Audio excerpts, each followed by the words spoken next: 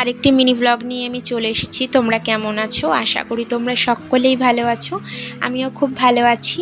আর আজকের আকাশটা দেখতে খুবই সুন্দর লাগছে। শরতের আকাশ দেখতে খুব সুন্দর তো লাগবেই, আর আকাশের মেঘগুলো তো জাস্ট ওয়াও, কি আর বলবো।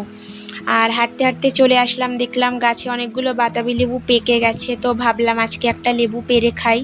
তো সেই মতো লাঠি খুঁজছিলাম, তো কিছুই পেলাম না খুঁজে। তারপরে শেষ পর্যন্ত ঘর থেকে একটা ঝুলঝাড়া লাঠি নিয়ে আসলাম বাতাবি লেবু পারবো বলে।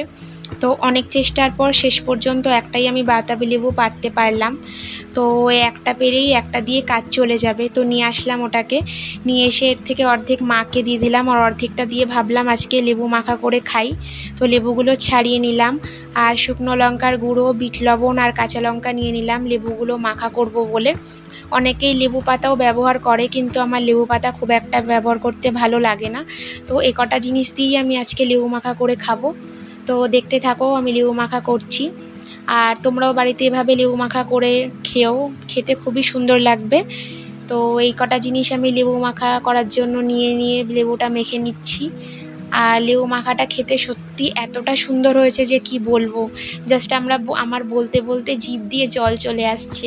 তা তোমরা কে কোথা থেকে আমার ভিডিওটা দেখছো অবশ্যই একটা কমেন্ট করো।